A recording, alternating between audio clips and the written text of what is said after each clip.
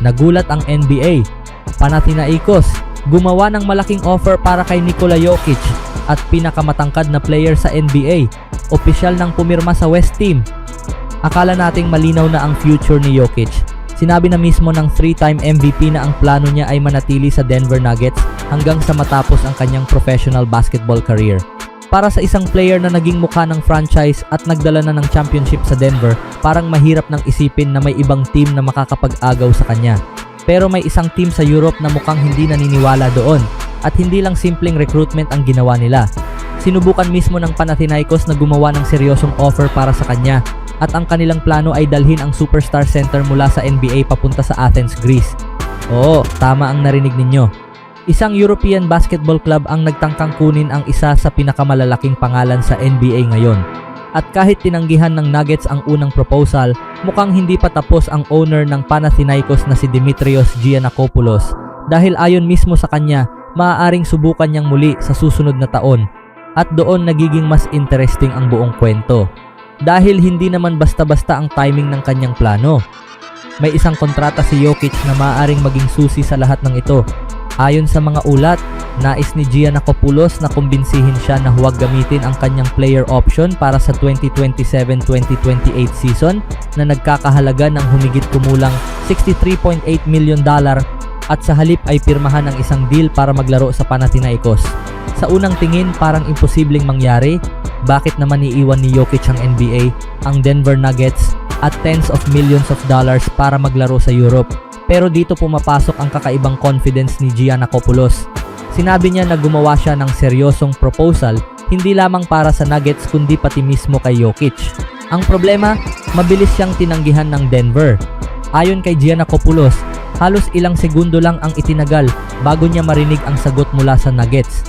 At ang dating ng kanilang response ay parang, sino? Greece? Saan? Ano? Bye? Pero imbes na umatras, nag-iwan siya ng isang napaka-interesting na linya, hintayin na lang daw natin ang susunod na taon. At kung iniisip ninyo na imposible ang ganitong plano, kailangan nating tingnan kung gaano ka-special ang sitwasyon ni Jokic sa NBA ngayon. Noong nakaraang season, gumawa na naman siya ng history. Siya ang naging unang NBA player na nanguna sa liga sa parehong rebounds at assists sa isang season. At sa susunod na season, mayroon siyang salary na nasa $59 million. Kaya kung pera lang ang pag-uusapan, napakahirap talagang isipin kung paano mapapantayan ng isang European team ang halaga ng NBA contract niya. Pero hindi ganoon ang tingin ni Giannakopoulos. Nang maitanong sa kanya ang posibilidad na kailangan niyang lampasan ang isang napakalaking NBA extension na maaaring umabot sa humigit kumulang $360 million sa loob ng 5 taon, hindi raw iyon ang number na tinitingnan niya.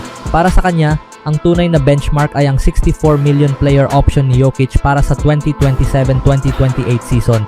At kung kaya niyang gumawa ng offer na magiging attractive sa kanya, naniniwala siyang may pagkakataon silang kumbinsihin ang superstar na subukan ang basketball sa Greece. Pero syempre, napakalaking what if niyan. Dahil kahit sabihin nating may pera ang Panathinaikos, hindi lang naman kontrata ang dahilan kung bakit mananatili o aalis ang isang player tulad ni Jokic.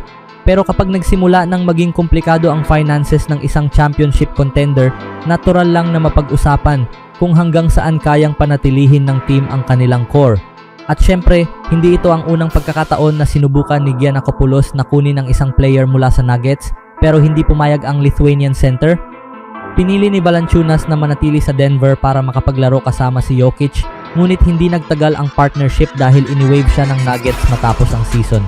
Samantala, ipinapakita ng Panathinaikos owner na seryoso siyang kumuha ng NBA talent, kaya posibleng maging target din si Jokic sa hinaharap. Sa ngayon, nananatili siya sa Denver, ngunit magiging interesting kung mananatili siyang Nugget hanggang retirement o matutukso ng malaking offer mula sa Panathinaikos.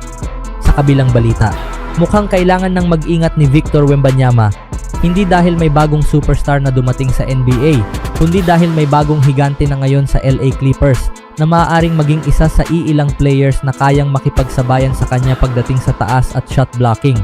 At ang nakakagulat dito, hindi lang basta matangkad ang player na ito, 7'5" siya. Oo, mas matangkad siya kay Wembanyama. Mas matangkad din siya kay Zach Edey ng Memphis Grizzlies. At ngayon, opisyal na siyang bahagi ng NBA matapos pumirma ng two-way contract sa Clippers. Ang pangalan niya ay Jamarion Sharp. Inanunsyo ng Clippers na kinuha nila si Sharp para sa isang two-way deal. At dahil dito, siya na ngayon ang pinakamataas na active player sa NBA. Kung ikukumpara, listed si Wembanyama sa 7'4" habang si Eddie ay nasa 7'3". Ibig sabihin, 1 pulgada ang lamang ni Sharp kay Wembanyama at 2 pulgada naman kay Eddie. Maaaring maliit lang pakinggan ang 1 pulgada, pero kapag pinag-uusapan natin ang mga taong nasa mahigit 7 talampakan ang taas, malaking advantage pa rin iyon. At mas nagiging interesting ang lahat dahil hindi lang naman taas ang dahilan kung bakit kinuha ng Clippers si Sharp. May isang skill siya na maaaring maging dahilan kung bakit sulit siyang bantayan sa preseason. Shot blocking. Hindi naging explosive ang kanyang college numbers at iyon din ang dahilan kung bakit hindi siya napili sa 2024 NBA Draft. Pero kapag tiningnan mo ang defensive numbers niya, doon mo makikita kung bakit may potential siya. Sa loob ng 95 college games, nakapag-record si Sharp ng 354 blocks. At para sa isang player na 7'5", madaling maintindihan kung bakit nagiging problema siya para sa mga offensive players na gustong umatake sa basket. Pero hindi naging diretso ang kanyang journey papunta sa NBA. At kahit hindi siya napili sa 2024 NBA Draft, hindi doon nagtapos ang kanyang basketball journey. Sa halip, nagkaroon siya ng pagkakataon sa G League. Pumirma siya sa Texas Legends, ang G League affiliate ng Dallas Mavericks, at doon nagsimula ang kanyang professional career. Ang pinakamalaking weapon niya ay ang kanyang size, length, at kakayahang protektahan ang rim. At sa NBA ngayon, malaking bagay pa rin iyon. Lalo na para sa isang team na naghahanap ng young big man na maaaring i-develop. Pero syempre, may isang malaking tanong, kaya ba niyang dalhin ang defensive dominance niya mula G League papunta sa NBA? Dahil ibang-iba ang level ng competition. Bilang 7'5" player ng Clippers ay may malaking advantage sa depensa dahil sa kanyang pambihirang tangkad at haba. Sa NBA, mas mabilis at mas mahusay ang mga guards at scorers kaya kailangan pa niyang i-develop ang offensive game niya. Gayunpaman, maaari siyang maging isang napakalakas na rim protector at shot blocker kahit hindi laging makikita sa box score ang epekto niya. Inihahambing siya kay Wembanyama dahil mas matangkad siya, ngunit malayo pa ang kanyang overall skills kay Wemby na isang elite scorer, playmaker, shooter at defender. Para kay Sharp, hindi niya kailangang maging superstar agad. Ang mahalaga ay mahanap niya ang isang bagay na kaya niyang gawin ng exceptional at sa ngayon, iyon ay basket protection at interior defense. Ngayon ang tanong ay hindi na kung gaano siya katangkad. Alam na natin iyon.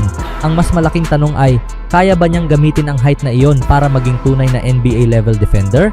Dahil kung magawa niya iyon, maaaring magkaroon ang Clippers ng isang napaka-interesting na weapon sa kanilang front court.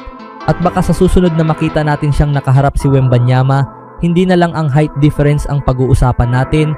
Baka ang pag-uusapan na natin ay kung sino ang unang makakapag-block sa shot ng isa't isa.